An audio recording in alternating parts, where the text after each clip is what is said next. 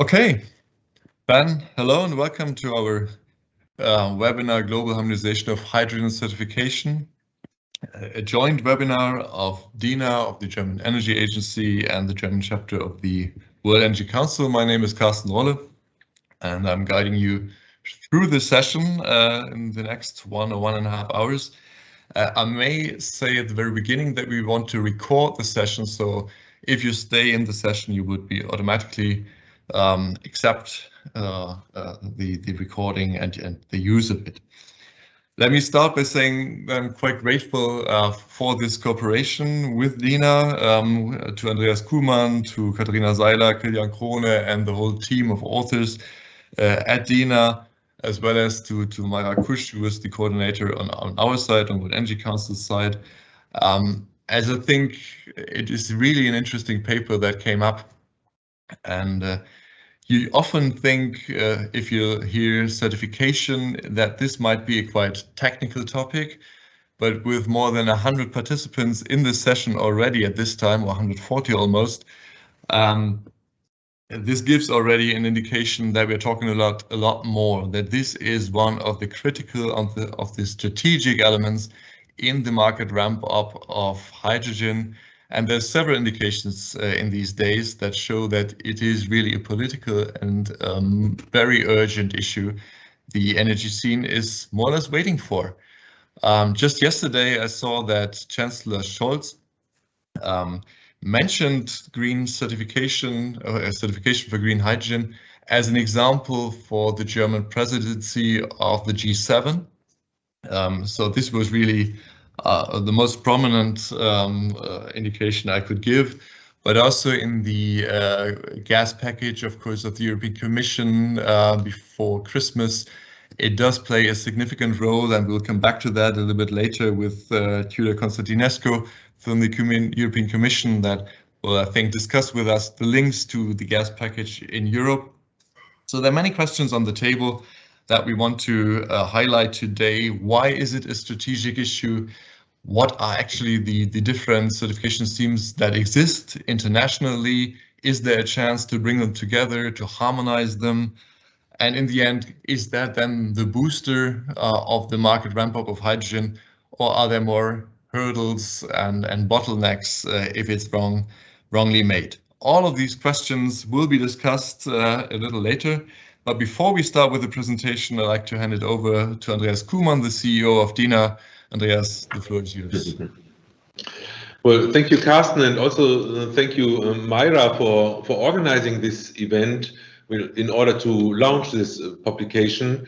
Well, Global Harmonization of Hydrogen Certification. Yeah, that's really complicated, but as Carsten said, it's one of the super important issues if we really want to create this global market, and then we have to have a better understanding, of course, on what kind of production could be useful for what kind of area all over the world, and that is what it is all about. So again, thank you very much. Thank you to all of you to listen to this, because we know it's it's complicated stuff, but it's good to have such a great audience here.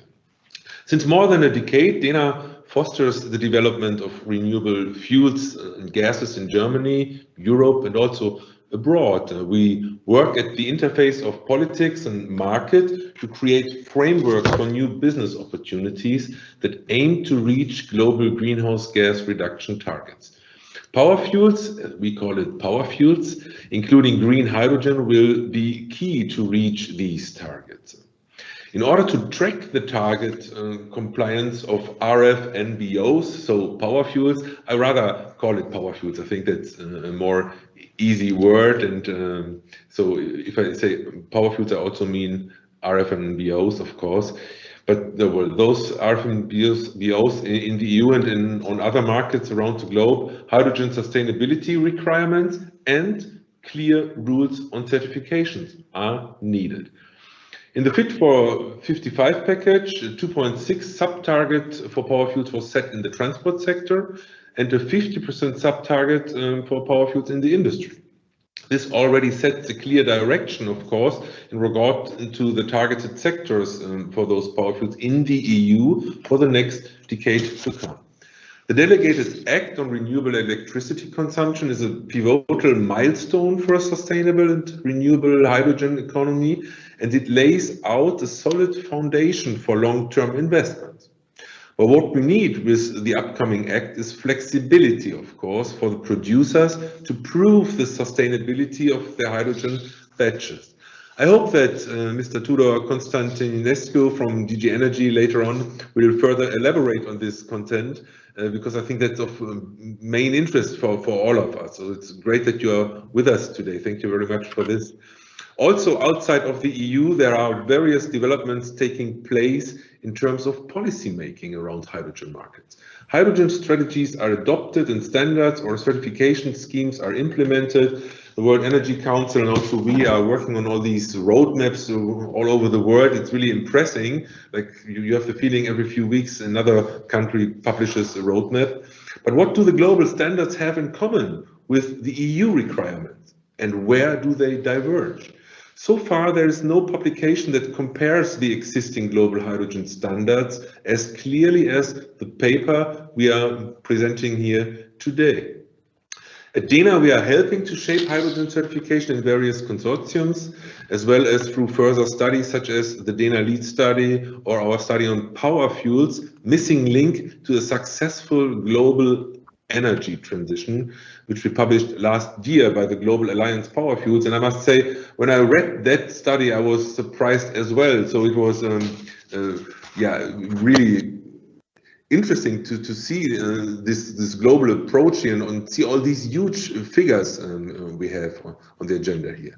Well, we also operate on the dena biogas register. It's a register used for certificate issuances for green gases, mainly biomethane, but that also includes already 3 German PTX plants producing hydrogen.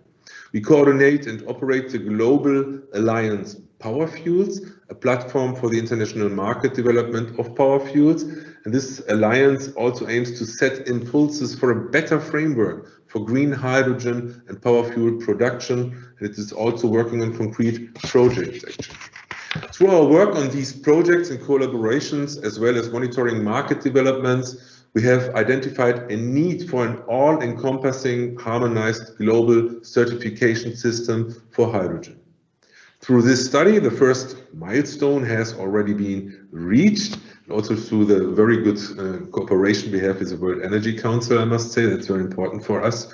Through this study, the first milestone, as I said, is already there, the comparison of existing systems. 11 hydrogen standards and regulations around the world, Australia, California, China, EU, Japan, UK, were assessed for the potential of being harmonized. And these results come at the right time, we believe. As with the upcoming Delegated Act, certification schemes will slowly start to seek recognition by the European Commission. Our research results not only show sustainability criteria as an important requirement to get production volumes counted towards national targets or benefit from greenhouse gas quotas. The study also shows whether a producer can sell a batch in more than one market. For example, can a kilogram of hydrogen that meets the UK sustainability standard also be sold in the Californian market? Thanks to this study, we can answer this question today, as will be presented by Ms. Saylor in a few minutes. Well, from our perspective, hydrogen standards have to be transparent and comprehensible and should enable, not prevent, power fuel production. That's a very important hint for the German discussion, I must say. The EU should set standards in such a way that global harmonization is achieved. Lower standards outside the EU could, of course, negatively affect the EU's competitiveness on the global market, and that would really be a pity because we need power fuels in Europe quite a lot. However, the aim should be to create a level playing field. That was it. Thank you for having me and thank you for listening.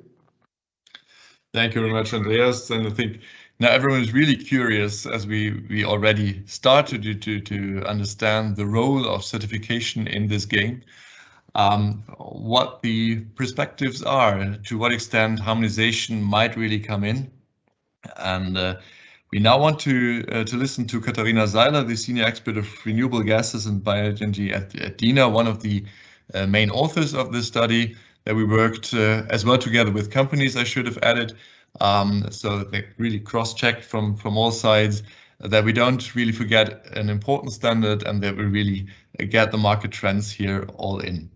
Katharina, it's up to you. Thank you very much, Mr. Roller.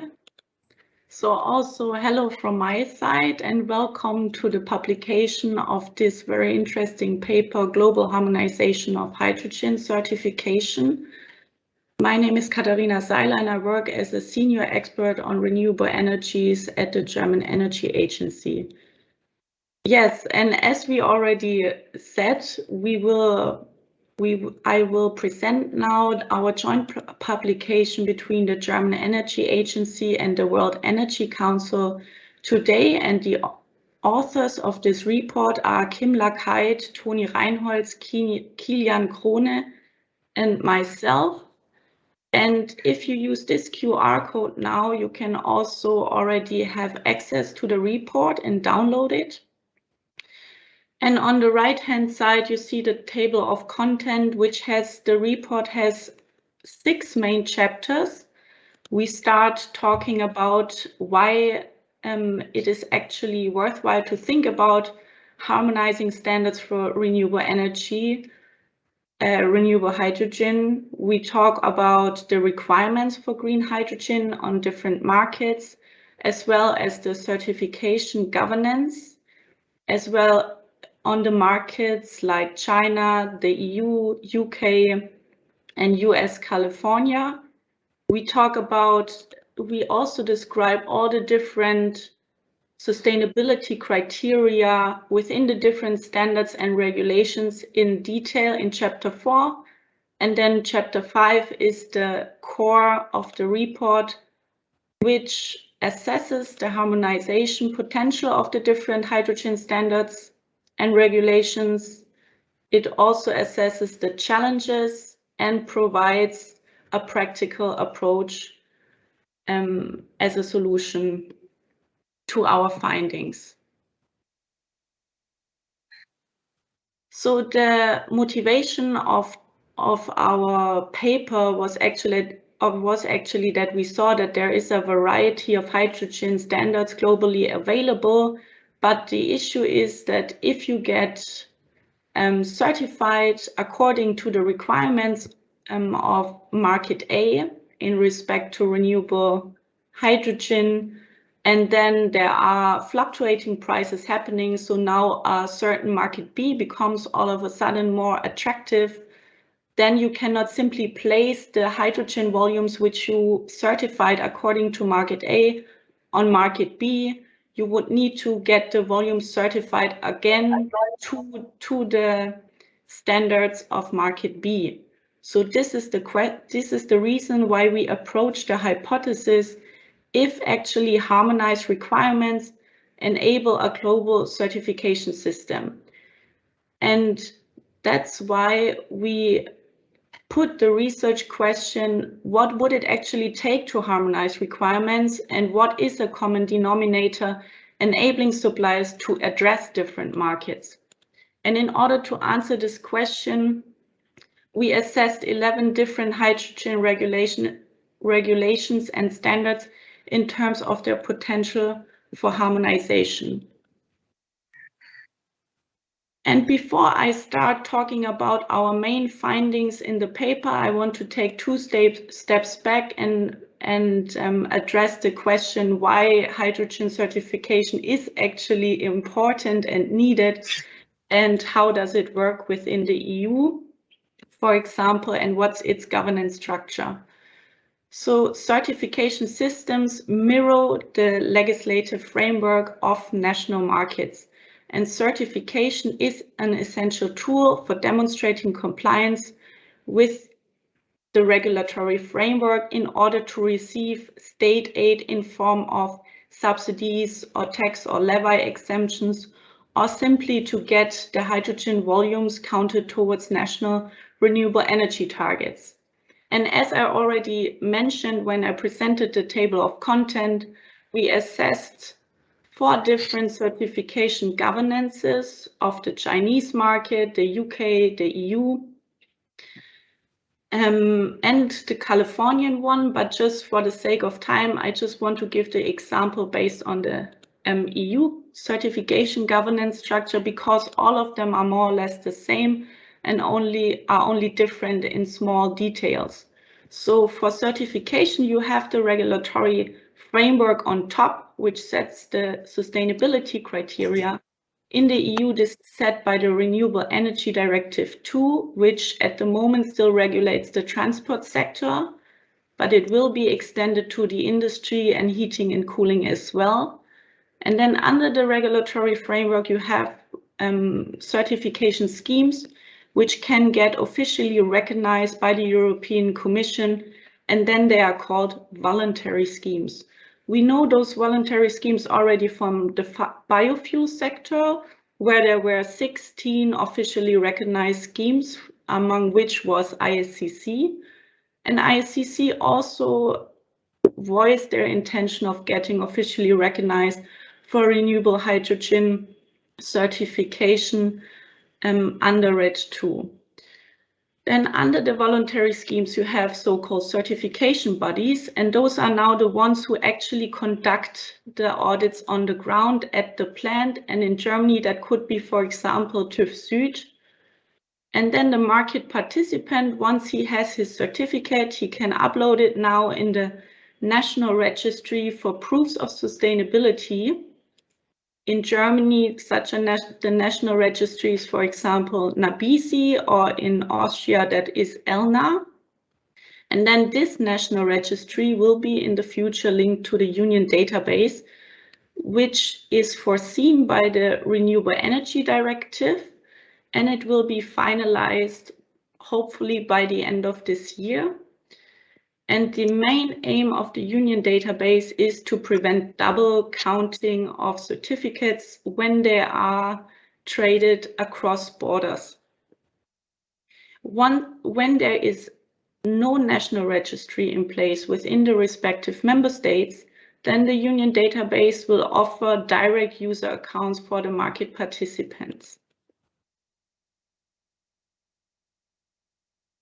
So now we come to the core results of this report. As already mentioned, we assessed 11 different renewable hydrogen standards and regulations, among which are ISCC Plus, Certify, which started off as a guarantees of origin scheme, the dena biogas register, the market-based voluntary TÜV Süd CMS 70 standard, the Chinese Hydrogen Alliances standard, the certification scheme of the Japanese prefecture Aichi, the zero carbon certification scheme of Australia, which is operated by the Smart Energy Council, the German funding program H2 Global, which focuses mainly on large-scale projects outside of the EU, the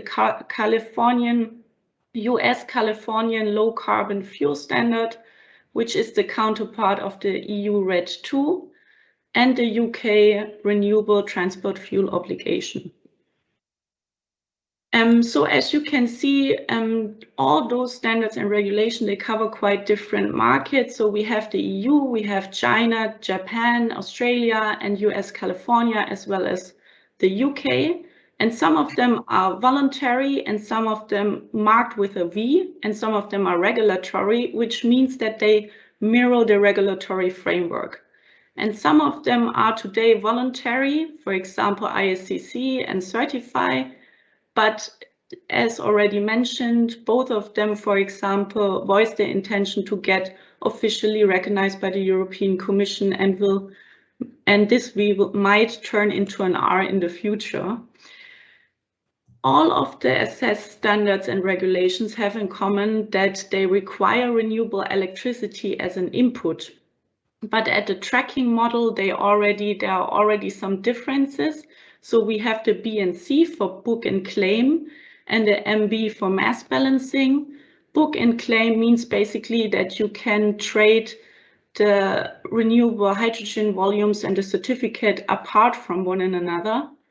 Mass balancing means that the hydrogen volume is always linked to the certificate along the chain of custody.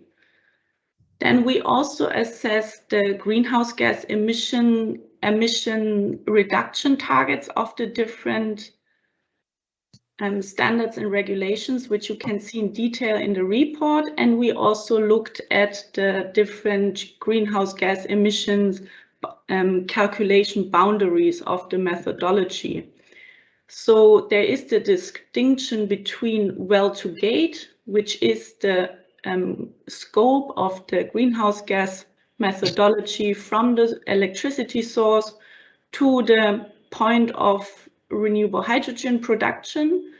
And this scope is covered by Certify, the dena biogas register, the certification scheme of the Japanese Aichi prefecture, and so on. And the rest is well to wheel from the electricity source till the end user. And the well to wheel boundary is actually a requirement in order to get your volumes counted towards national targets in the EU. And this is why ISCC Plus, for example, takes this approach, or TÜV Süd.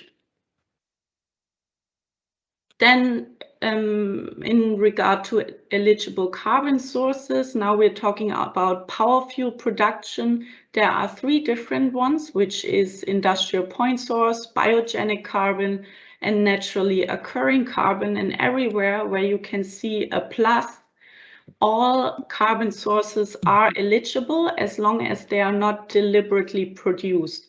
And within the RED II, there is still a delegated act pending on Article 28, which actually sets if all 3 carbon sources will be eligible or just some of them. And this is also why we have a to be updated with Certify, because Certify is awaiting this delegated act. For TÜV Süd and the Chinese standards, this question is out of scope because they focus on hydrogen and not its methanation. Then we have also the land use change criteria, which is already well known within the biofuel sphere. And this is covered in the ISCC Plus. H2 Global intends to implement this criteria, and in the US Californian standard, this is already implemented. So this criteria is mainly about protecting very biodiverse, rich land. And there is also, we also assessed water consumption, and a water consumption criteria is lacking in a lot of standards and regulations. And where you see a plus or minus, this stands for neutral, because it is mentioned in ISCC Plus, for example, or the Australian scheme or H2 Global, that water exploitation of water sources or excessive use of water should be prevented, but there is no hard threshold on, for example, water efficiency levels. But in the Californian LCFS, there is a requirement that post an ex-ante hydrologic on-site assessment must be conducted before a hydrogen project can be implemented. Then the social impact criteria can look very different within the different scopes, but the most common ones is that workers' rights are not violated, and international treaties as well as national law is respected. And we have this criteria implemented in the ISCC Plus, H2 Global, and the Californian LCFS again. So from the table I just presented, we can derive that the most harmonized sustainability requirements are the use of renewable electricity inputs, mass balancing as the tracking model, as well as the eligibility of all carbon sources as long as they are not deliberately produced for the synthetic fuel production. And the paper comes to the conclusion that because of this, we can say that implementing a harmonized sustainability standard for hydrogen is very challenging because it's not likely that very ambitious criteria will be given up by certain markets for the sake of a harmonized certification system. And also, even if all criteria were harmonized, there are still additional aspects which would need to be taken care of in order to realize such a system. And those aspects are listed below this gray box, which is that there would need to be a global recognition of the certification bodies. So what I mentioned when I was talking about certification governance is that TÜV Süd now would not only need to be accepted within the European framework in order to conduct audits, but also within all the other markets in order to be able to conduct audits according to those standards. Then there would need to be, of course, real reliability and trust towards hydrogen standards, certification schemes, and certification bodies of different markets. A robust mechanism would need to be in place for the avoidance of double counting or double claims. Certificates from different schemes must be comparable and recognized on different markets. So there would need to be a common language, for example, in regard to standardized data fields. And also the certification governance would need to be harmonized. Like I already said, they are already quite similar, but there are still small differences which would need to be harmonized. So this is why in the paper we come to the conclusion that a harmonized global certification system is at the moment not feasible. However, in the paper we provide a thought experiment in form of a plan concept, which can be actually where you can derive green hydrogen that would be able to be placed on all the markets assessed.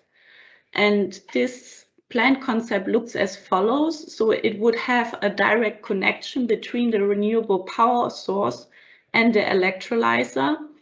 And this does not mean that we say that an indirect connection through the grid would be less sustainable. It just means that with the grid connection, there is a lot of heterogeneity among all standards and regulations. And in order to avoid this heterogeneity, you would need to have a direct connection with a greenhouse gas reduction of 70% compared to a fossil baseline, and atmospheric carbon as the carbon source. And then, of course, you would need to prove the chain of custody with a mass balancing approach.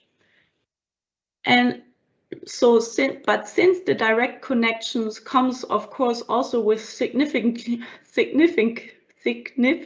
higher costs, we also want to present other plan concepts and to what standards and regulations they are eligible. So as already mentioned, the direct connection would be eligible for all assessed standards and regulations. The direct connection with a proof that renewable electricity was consumed would be eligible according to the Chinese standard, Japanese Aichi prefecture standard, the Australian standard, and the US Californian standard.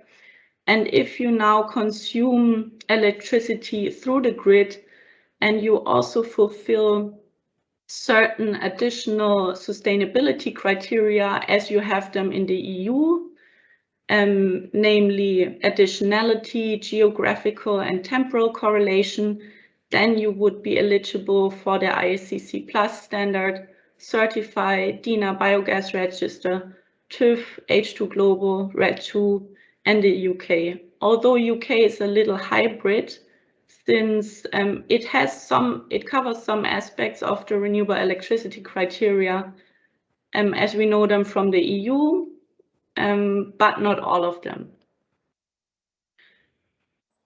So now I want to conclude that the most harmonized sustainability requirements are the use of renewable electricity inputs, mass balancing as the tracking model, as well as the eligibility of all carbon sources, as long as they are not deliberately produced for the power fuel production. However, currently a harmonized global certification scheme seems out of reach because for some regulations or standards, that would mean to give up on the most ambitious requirements. For example, the renewable electricity criteria according to the upcoming Delegated Act on Article 27 in Reg 2. But we can already propose a plan concept today which complies with all 11 hydrogen regulations or standards, which is the direct connection to the renewable electricity plant, a 70% greenhouse gas reduction compared to the reference value, and the carbon, the use of atmospheric carbon from direct air capture. And then the chain of custody would need to be traced via mass balancing. So that was the content of the paper. Further dena activities regarding hydrogen certification are that we just published a report on hydrogen certification as a EU as a requirement for imports in the EU or on the German market. This report can be accessed via this QR code. And last year we published a RegATrace D4.1 deliverable on guidelines for verification of cross-sectoral concepts, which not only talks about proofs of sustainability issuance, but also guarantees of origin.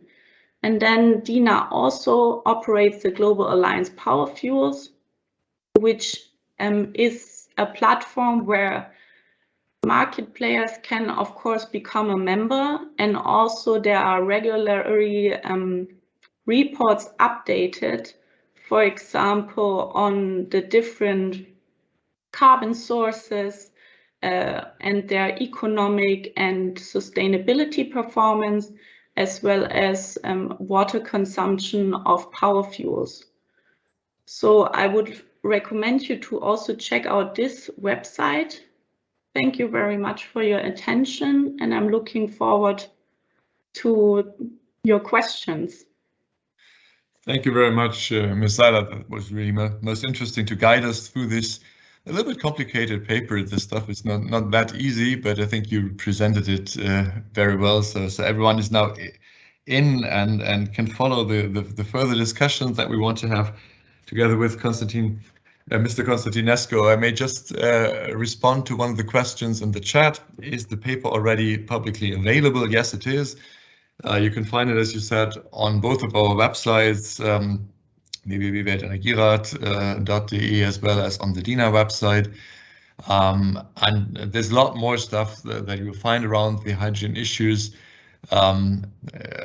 including a global map, an interactive map that shows the most recent state of play in terms of what hydrogen strategies of governments do already exist.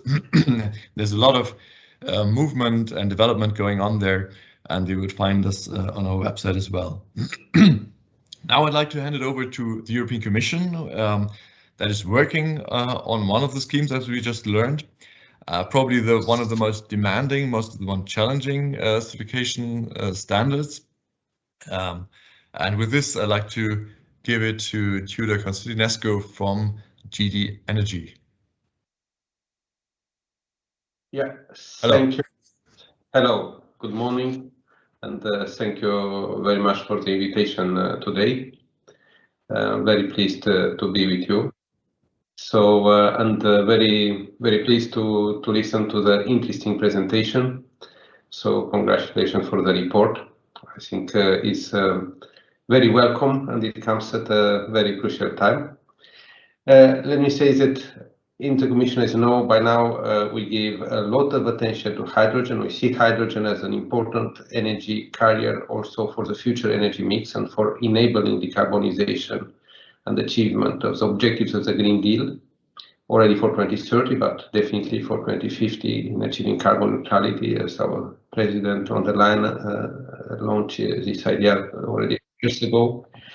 Now we work in this direction, and we see hydrogen in this context. I would like to start by saying the two key elements for hydrogen. One is supporting energy system integration, something similar with what was called sector integration or sector coupling, but really to promote better integration of the energy system and to have renewables playing the role in decarbonizing also the part of molecules of the energy system, and this to make the whole system more efficient. So on one hand, on the other hand, we see hydrogen, in particular renewable hydrogen, and this is very relevant for the discussion you have today here and for Germany also in general. It's the way to make renewables an international commodity. So through hydrogen, actually, renewables can be imported, exported, can become an international market. So, but for this we need the hydrogen, and we need that the hydrogen reflects these properties and it is renewable based. So again, welcome this report and the analysis. I think it's one of the first analyses done across the various existing systems. And we know that hydrogen can be produced from different feedstocks, from bio and fossil derived, but also from electricity, and tracing the hydrogen and addressing the specifically environmental impact of a single unit is becoming very important in this emerging global market. In defining the international protocol for greenhouse gas emission accounting, it's also crucial to have a global methodology to refer to. This is an ongoing effort, and there are elements such as definitions, system boundaries, allocation criteria, additionality, which have to be properly addressed. Your report also points out to the fact that certification system is not only a technical issue, it's also a policy issue, and this is important for the trade of hydrogen. The report analyzes these 11 standards across the globe and underlines common aspects, but also differences. If we want to step up our policy ambition in terms of climate neutrality, hydrogen is a key actor, as I said, and we'll have to try to bring some harmonization here, or at least some common understanding, which was one of the first efforts made by the International Partnership for Hydrogen Economy. I'll refer to this maybe a bit more in detail. But what I want to underline is, first of all, that we need to look and to understand each other at global level, that there are different methodologies, and we promote clearly, and I think most of the schemes you have also analyzed a life cycle analysis approach. Now depends, on the other hand, how you fix the boundaries, depends what methodology you subsequently use for allocating the emissions. If it is a system expansion, if it is energy allocation, we at the Commission at European level, we rather promote energy allocation for co-products, and we think this is in a way the most effective, the most appropriate to apply, predictable over times, and minimizes counterproductive incentives. So, but we also have other approaches. Important is to be informed and, if possible, to go together into a methodology which is agreed at the global level as well. There is an issue which was mentioned as well of additionality, and for Europe in particular this is very important, but I would say not only for Europe. We don't want to produce renewable hydrogen and to use renewable electricity for this purpose, and at the same time to use for electricity, direct use of electricity, carbon intensive fuels and carbon intensive solutions. So to divert actually the attention from the most cost-effective solutions. Therefore, we had the energy system integration approach. As the additionality concept applied to environmental assessment has to be defined, it implies reduction in greenhouse gas emission happens only as a result of new projects. And this is, of course, maybe not so easily to be applied across the globe, but I think this will be the element which will help to achieve the objectives we have in terms of climate neutrality, and we see more and more countries going into this direction. So it was Europe first to take the lead, but then we see Japan for 2050 carbon neutrality. We saw China for 2060. We see now India for 2070, and these are really big emitting regions and countries. In terms of RED II and the delegated act, which was mentioned, we are working on, so it is a balancing exercise here. It is, of course, not very simple, otherwise it would have been already published. So, but renewable hydrogen and the hydrogen-based synthetic fuels, as I said, are key to decarbonize hard to abate sectors, in particular heavy-duty transport, maritime, aviation, carbon-intensive industries, starting with fertilizers, but moving steel and cement at the same time. So the long-term priority is to produce renewable hydrogen made from mainly wind or solar energy, while low-carbon hydrogen, we acknowledge already in strategy, can play a role in the transition phase. Rapid large-scale deployment of renewable hydrogen will help also the EU to achieve the climate ambitions. And it is de facto a missing element of the puzzle to a full decarbonized economy, which we have acknowledged and moved.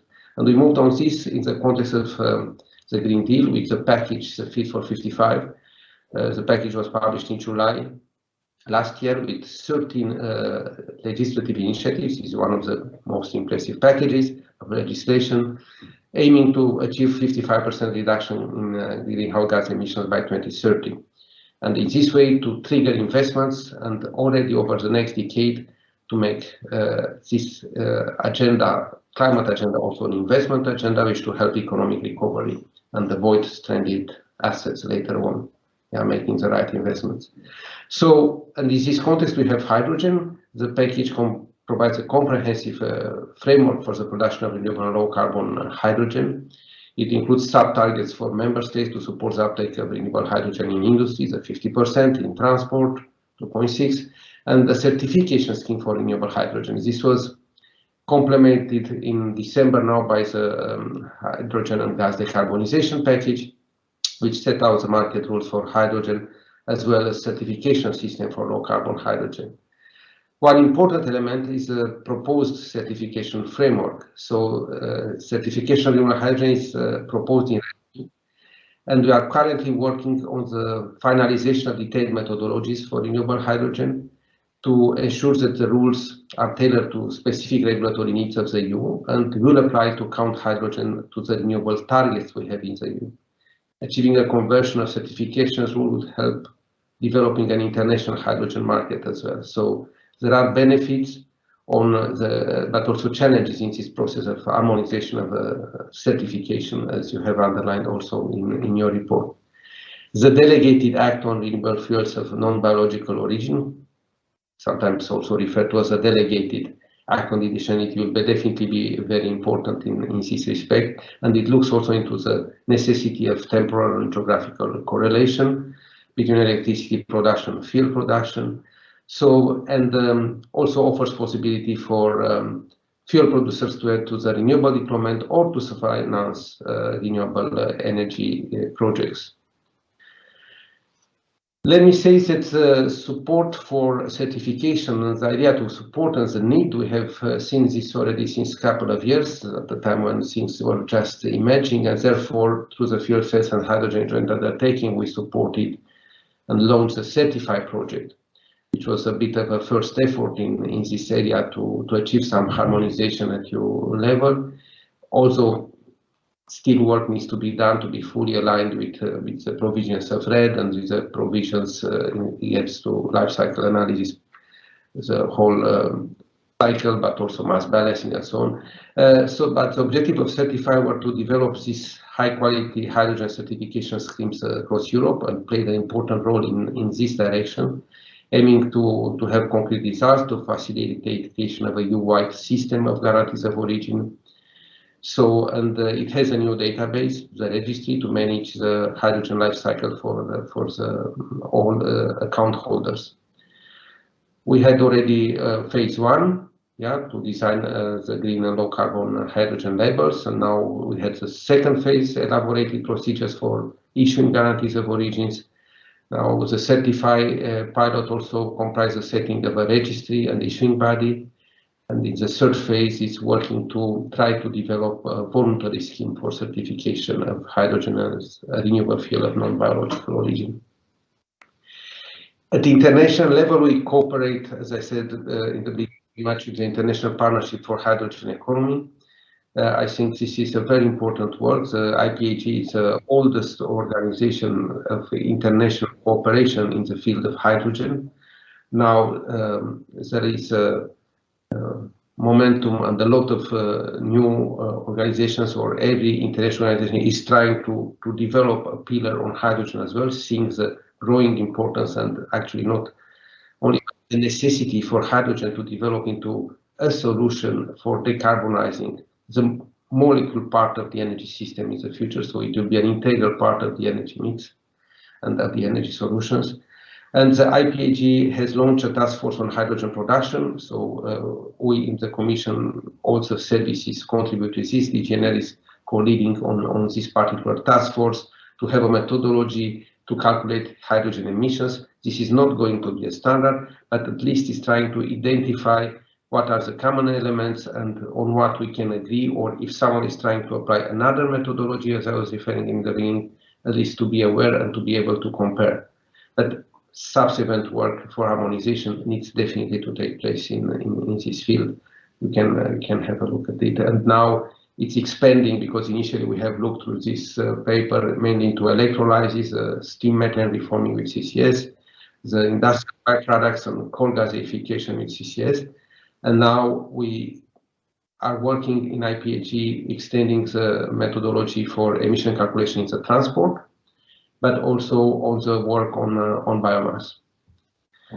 Now, finally, I would say as a conclusion of all that is that we believe that international certification schemes are already, to a certain extent, used today, in particular for bioenergy and under the RED, and will play an essential role for the certification of renewable and low-carbon hydrogen in the future. The certification procedures should develop in parallel to the completion of the regulatory framework, and taking experiences gained in the implementation of such rules into account.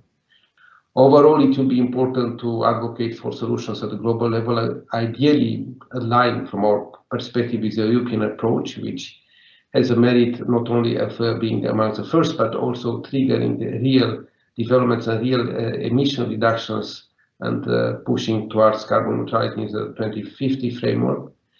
For this, we can, of course, agree easier on issues which are less controversial for harmonization, like system boundaries, like allocation criteria, but we also have to work on the additionality and the greenhouse emissions from the use of electricity, including from the grid. We at EU level have several methodologies to evaluate the emission association to hydrogen, which are being developed. So numerous hydrogen production pathways are analyzed. We see also the need, which was mentioned in the report, in the future maybe to have more intelligent, artificial intelligence and IT and blockchains could be a way to ensure and to certify and monitor the issue of certificates in this field. And with this, I would like to express my optimism that we'll make together progress in the development of the global hydrogen market and also of the certification.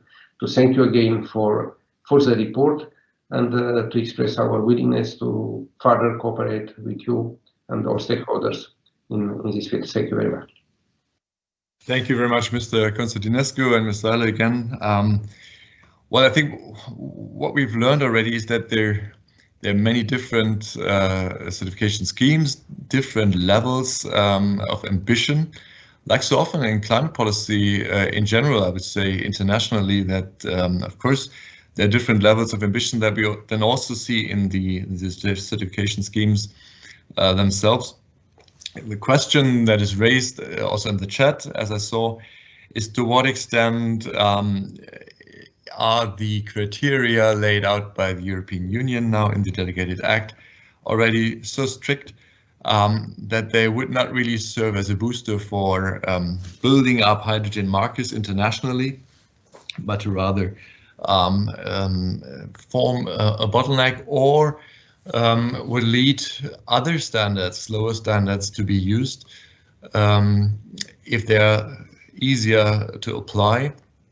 Or to put it in other words, is there a need also for G7 as Mr. Scholz just said, policy-wise, to bring together the different certification schemes to really set up a group of policymakers in the G7 that make a start and to find compromises, not only to ask the others to follow the European road, but also to really find a joint group and what is applicable and useful to bring the markets closer to a scale up of hydrogen.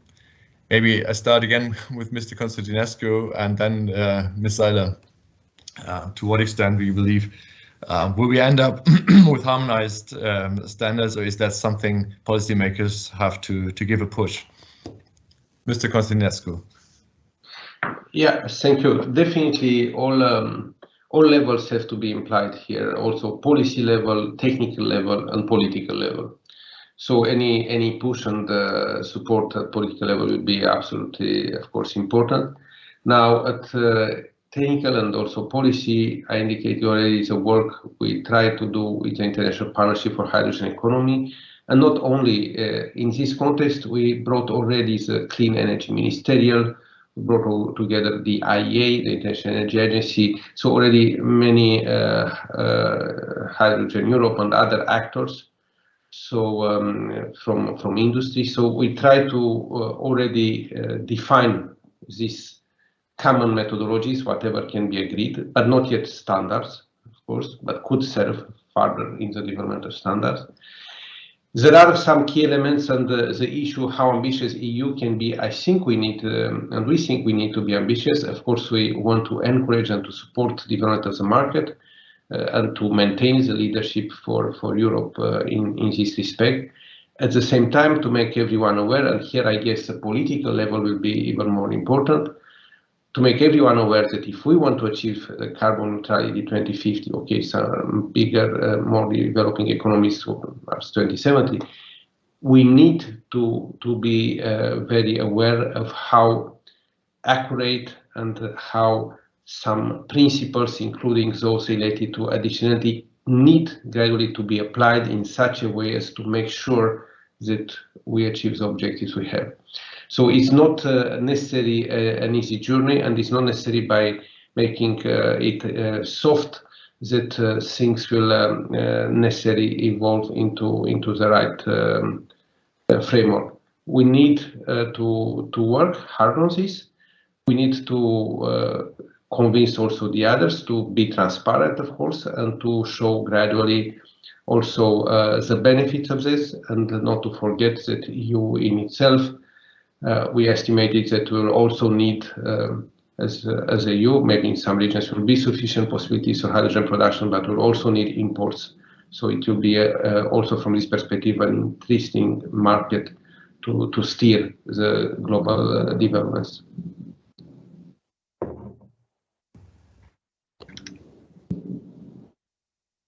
You're muted, Mr. Holland. Sorry. I'd like to invite all of you, of course, to raise your questions either in the chat. Some of you have already started to do so, and we try to take them up in the discussion, or to raise your hand. But if you put it in the chat, it's even easier to collect a couple of questions here. Again, Ms. Seiler, do you see a trend or a danger maybe of a race to the bottom of having different standards and maybe the easiest, the lightest standard than to win? Or how can we really make sure that the harmonization process that everyone is somehow asking for will really happen? Is that policy issue? Is the market issue? I think at this point this is a very challenging question, but what also needs to be mentioned, of course, is that so there are already quite some commonalities, but there are also differences, and they mainly come with the grid connection regarding the delegated act on Article 27, and this makes the sustainability criteria of the EU quite unique compared to other standards as we've seen today. However, it also needs to be mentioned that I think that the EU has quite a strong pull effect, because there are also a lot of attractive policy mechanisms which are implemented, and they have also been named today already by Mr. Kuhlmann, which is the Fit for 55 package and the sub-targets which are set there for RFMBOs. And so I think stricter sustainability criteria do not necessarily mean less competitiveness on the world market. Oh, another question is, what is the main use of the certification schemes? You've elaborated that to some extent it is, at least in Europe, part of subsidy schemes, part of exemption schemes when it comes to energy costs, electricity costs that is used. Another route that you could think of is that the standards by themselves help to build up green markets for green steel, for other products, maybe with a willingness to pay once it is really clearly certified. To what extent are we really asking for governmental standards, European Commission standards, or could private standards that also exist, as you've shown us, might serve and help to already bring those markets and the willingness to pay of people to pay for greener products already into place? Is that something where government is needed, or do these standards already do their job one way or another, maybe in different regions in a different way? I think in order to answer that, we could simply assess the numbers of how much green steel do we currently have on the market. So I think there are probably, so that would of course require companies to set their own targets within the frame of, for example, carbon disclosure programs or such, and probably they also exist. But I think a policy mechanism in place, such as the discussed 50% sub-target in the industry, sets probably a standard which will be more successful than counting on the motivation of the self-driven companies. There's one more question to you before I turn to Mr. Cortinescu in the chat. You said that in the European criteria, the grid connection is one of the criteria that is not that often also part of the other standards. Now the question here is on storage. To what extent or what role storage might play in green hydrogen definitions? If it is first stored and then later used, we know that the correlation in time is also part of the European certification rules. So could storage be part of the standards one way or another? So there was in, I think, December or late November, there was another unofficial leak of the delegated act in the EU, and their storage was covered. And I think so on the one hand side, storage could facilitate the certification process, because now, for example, the temporal correlation could be covered by the storage facility. On the other hand, of course, a storage also comes with costs.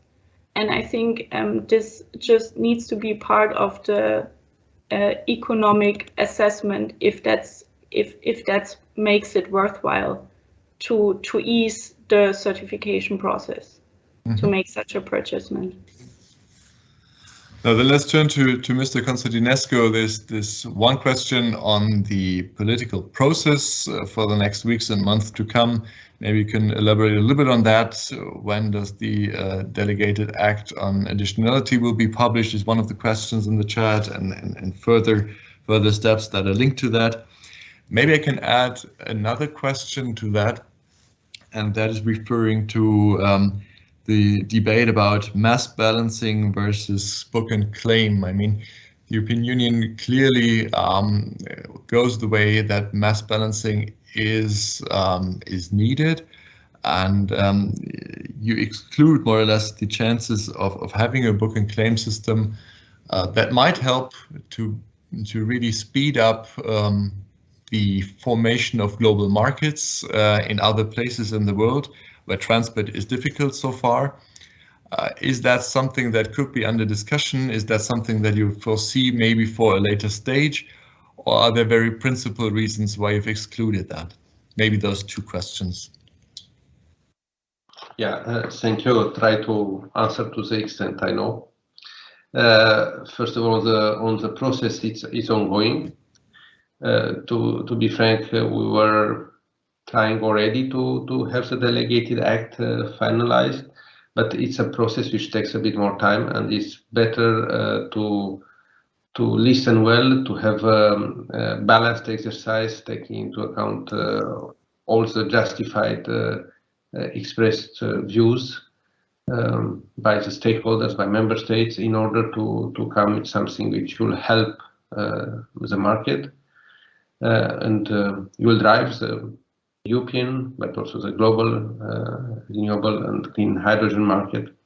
So I hope in the next months we'll have it. On one side, on the other hand, regarding mass balancing, yes, this is a type of process and methodology we support. I am not aware of a change into this direction for now.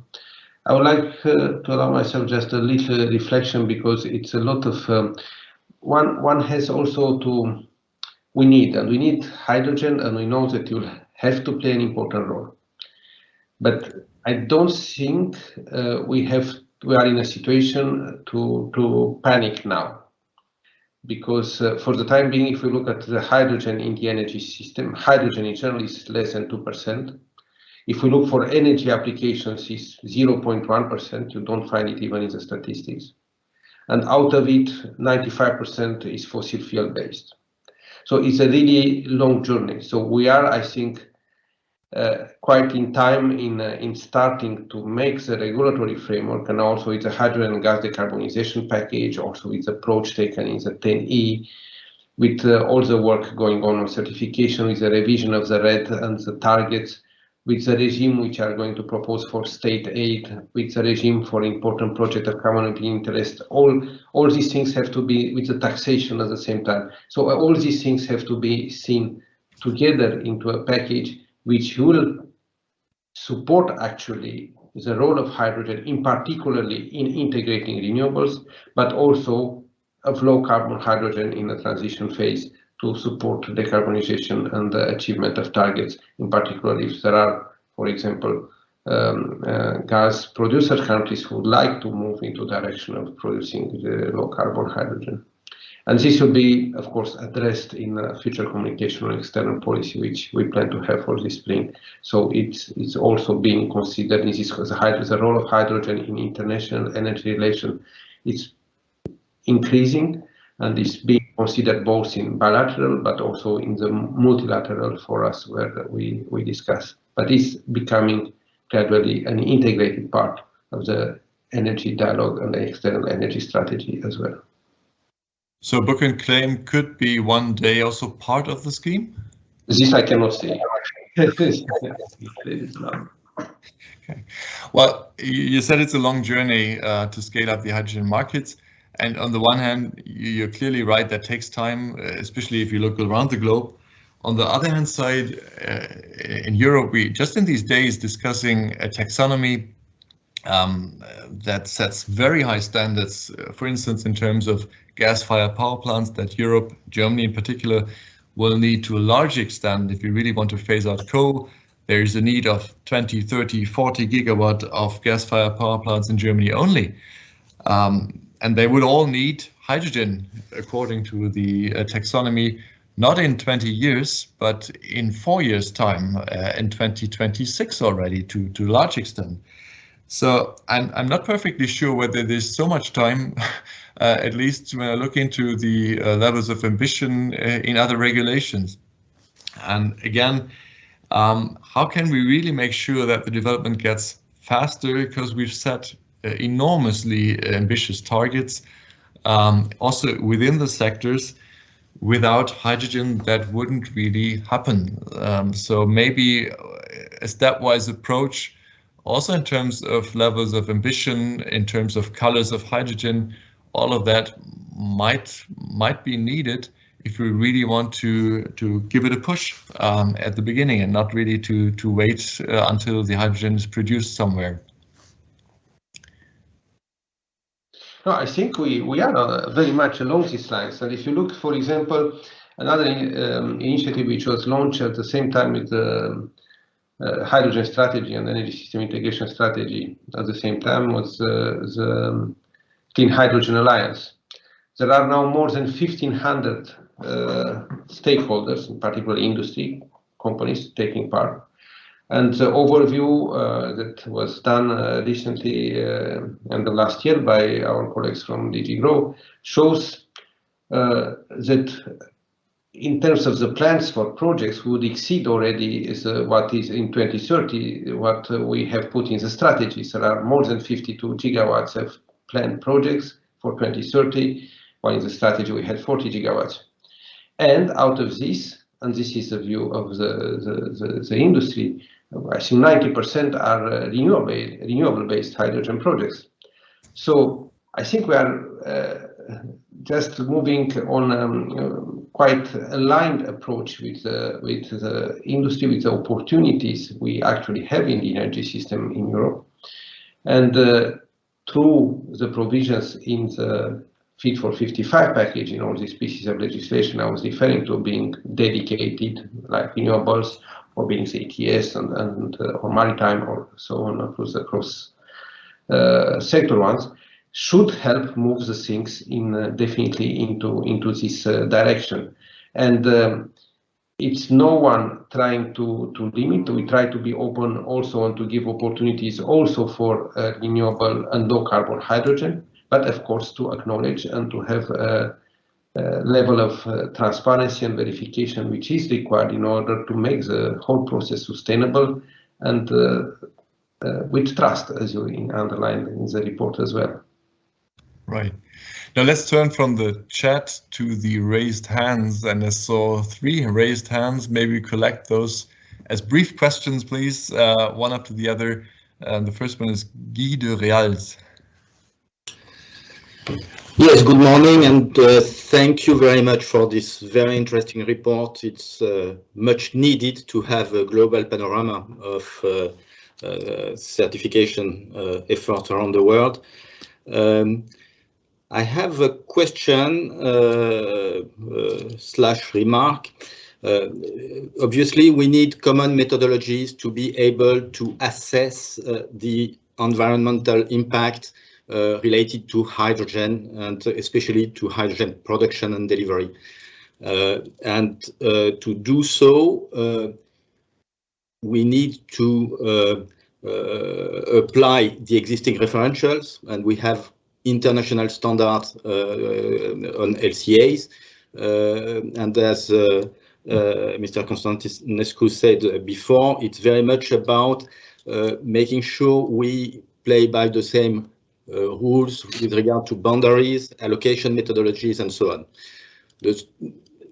The second issue we need to have harmonization on is the way to verify compliance with the methodologies that are commonly agreed, so that we have trust and transparency on that. Where I have a question is about policies. And I think worldwide policymakers will adopt different thresholds, targets, and scopes. And my question is, do you think this can be harmonized, and in which way? Yeah, that's the point I wanted to ask. Which way can that be harmonized? Maybe we add the question of Daria Nochevnik, sorry, to that question before we bring it back. Thank you very much. Good morning, everyone. I'm Diana Chevny, Director for Policy and Partnerships with the Hydrogen Council. As some of you may know, the Hydrogen Council is a global CEO-led coalition working on fostering the deployment of hydrogen and enabling basically unlocking the potential of hydrogen in order to be able to get us to net zero as fast as we can. And well, first of all, let me echo Guy in saying that we very much welcome this report. Congratulations to all the authors, and thank you very much for all of you also to Tudor Constantinescu for this excellent discussion. A brief question that I would have is perhaps you could elaborate on whether and how you consider building on the existing ISO standards, the standards developed by the International Standardization Organization. And I will also take the opportunity to say that we in the Hydrogen Council are actually looking at developing industry recommendations on the methodology for assessing the carbon footprint of different hydrogen production pathways, the one that Guy alluded to, of course working closely with our partners in IPHE and other international colleagues in order to feed this recommendation into the work at ISO level. So would be very keen to continue our discussion and perhaps have a follow-up with yourselves and the team. So a brief question and invitation to continue this dialogue. Thank you. Great. And the last question is from Michael Landspersky. Yes, hello to all, and thanks for this very good presentation. My name is Michael Landspersky. I'm from TÜV Süd certification body, and I just wanted to add a little remark regarding the certification situation and the demand for global harmonization of the criteria. For sure, it is of big interest to have a global harmonized understanding of definition of green hydrogen, of sustainability, but what we can see from other markets, for example, in the biofuels sector, it is not that much of relevance if you have various criteria schemes or criteria, if you have reliable markets. And for sure, the European Union is opening a very interesting market with the accountability towards the quota in the fuel sector. And therefore, we see that for future producers of green hydrogen, it might be of interest to have certifications according to various schemes, depending on the market they are focusing on. And if you compare it to the biofuel sector, it is for sure of additional complexity if you have various certifications to be conducted, but it is of minor impact in your economical calculations. So for in the short term, if there are various schemes available, internationally, it might be quite a challenge to handle them all, but it is conductable for sure. And yeah, it's always the market which drives the criteria. Thank you. Maybe Ms. Seiler wants to take the question on the ISO and the harmonization heterogeneity questions to Mr. Constantinescu. Ms. Seiler. Thank you very much. Yeah, thanks, Mrs. Norevnich, for the question. So we didn't consider the ISO standard in the paper, and I also read in the chat that Mr. Real also mentioned that not all carbon sources are eligible within the ISO standard. So could you elaborate on this? Which ones are excluded? Which carbon sources? This question goes to Mr. Real. Yeah, maybe it's not the place here to enter in a technical debate regarding the way to apply ISO 14067, but I would be very happy to take it offline. It's how to read the standard and to account for emissions very welcome to have a separate discussion on that. Okay. Great. Maybe you can follow up in the chat on that and find yourself via the chat. Great. But the ISOs were not mentioned, rightly said, right? Okay. And the other two questions, I think, to Mr. Constantinescu again, were to what extent is that acceptable that there's different standards for different regions, for different uses and purposes? I think the last questioner gives the impression that, well, that there is a market for different standards and they might all find their role. So this is just a little bit different to the harmonization and policy debates we had at the beginning. What's your view on that? Look, I think one has to be, this is my personal view, has to be realistic. Things are in an evolution. We start from a very low level, with very low level of hydrogen, as I mentioned before, 0 point. And the enthusiasm for initiatives and for making regulations is actually in a inverse proportion with the amount of renewable hydrogen we actually have. So if you divide something by 0, gives infinity. So we are actually in this situation, which is very good because shows the interest and the enthusiasm and the momentum, and we have to build on this.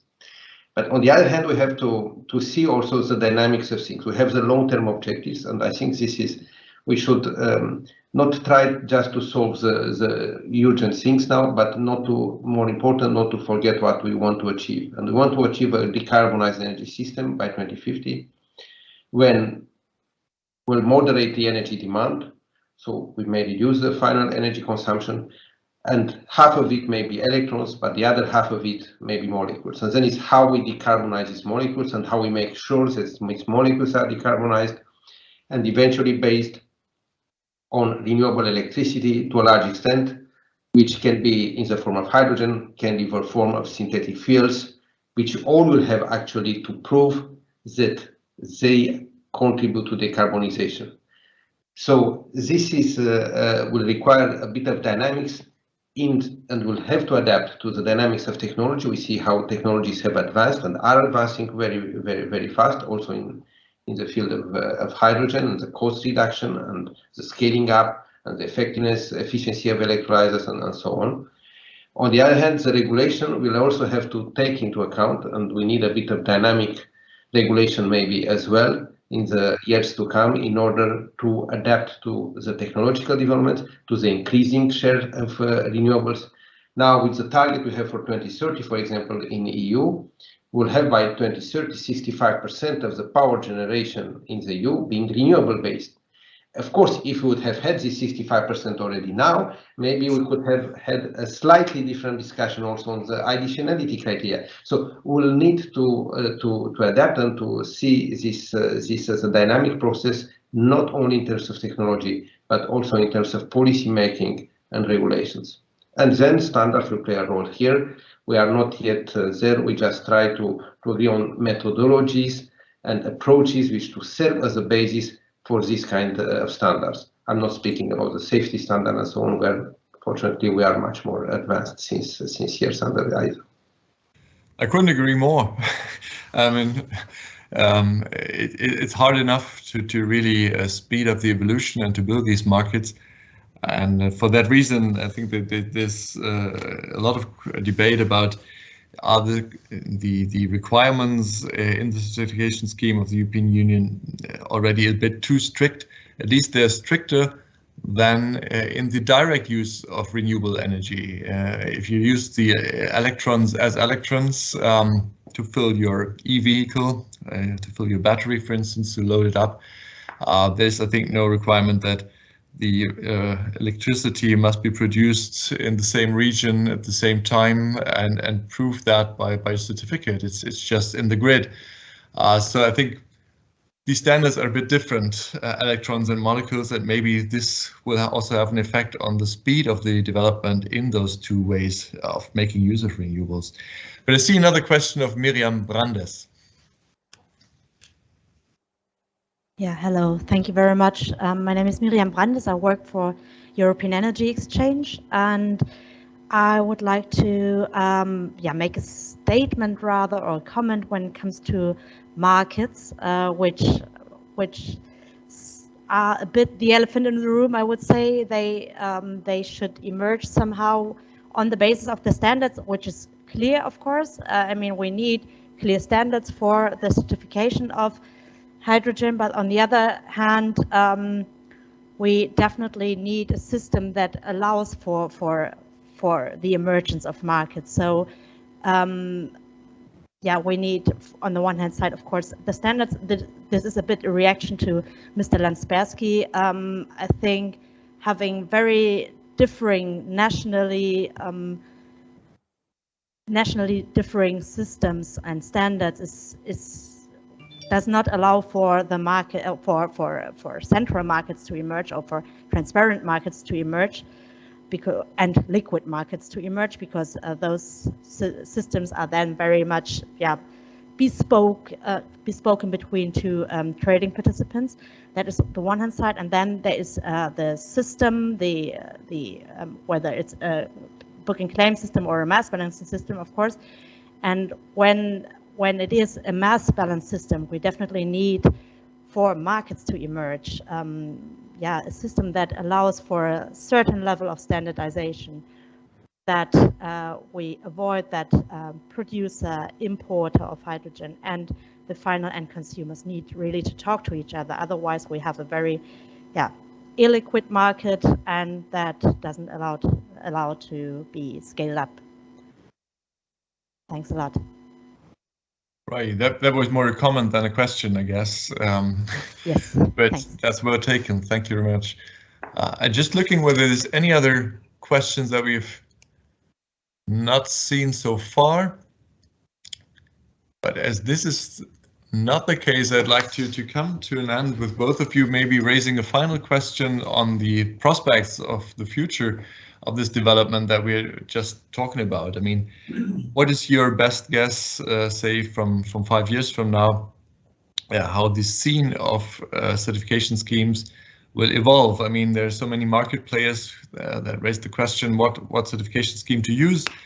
Is it the one with the most money behind? Is it H2 Global with some millions in the pocket and maybe making use and pushing that? Is it the European Union standard? Are there other standards that are asked by end consumers? So will there be more or even less certification schemes compared to today, and what will be their role in 5 years? Are we already in the market world then of having the global standard? Ms. Seiler. So first of all, I mean, we already seen also in the biofuel sector that there are a vast variety of certification schemes which are officially recognized by the European Commission. And as dena, we welcome this variety, and this is also something we would like to see for hydrogen certification. So to answer that question, yes, we hope that there are a number of certification schemes in order to also realize a competitive market of certification. And then I think the mentioned H2 Global Funding Program, or market-based initiatives, or policy mechanisms, they all serve different purposes, and that's also good. So H2 Global focuses on large-scale projects outside of the EU, but we also want to create our hydrogen projects within the EU. So that's why I would say that all of the different mechanisms you just mentioned, they are important for the market roll-up. Mr. Constantinescu? Yeah, indeed. I also think that we'll see this somehow diversity, but at the same time, some harmonization and the need to understand each other and to be able to compare the various schemes. I also think that gradually the developments you'll see in technologies and in the cost of technologies may trigger these schemes along the benefits they can bring. Let me just say that we already see now, and all the analysis from the IEA, which foresee by 2030 the renewable hydrogen to be, to cost less than low carbon hydrogen. This definitely then will have an impact also on the overall global willingness to go into a direction of certification, which to prove that this is renewable hydrogen and is competitive. So I think gradually we'll maybe see things evolving into a direction where all these schemes will build on a common understanding and try to take advantage of the benefits in technology and also in the market opportunities that we'll have for decarbonization. And yeah, I would stop here. Well, thank you very much to both of you for a really very interesting discussion. Thank you to the whole dena team and all the authors. Thank you to Mayra Kusch for organizing this webinar. I think what came very clear that the certification is really one of the key drivers and factors in building up the hydrogen markets that we all expect, that we all want to see to happen. Everyone who's interested to read all the details of the report is invited to do so. I think it's now on both of our website of dena as well as of Weltenergierat.de, as well as many other works as you've laid out on hydrogen. For instance, the overview over global hydrogen strategies of different countries. So let's see what the next month will bring on the European level, maybe also on the G7 level, as has been mentioned, and what policymakers will try to initiate in these days once they really discover and find out what the role is of this means. That sounds so technical, but is really of higher importance. Thank you very much to all of you and have a good day. Bye-bye. Thank you. Thank you. Good day. Bye.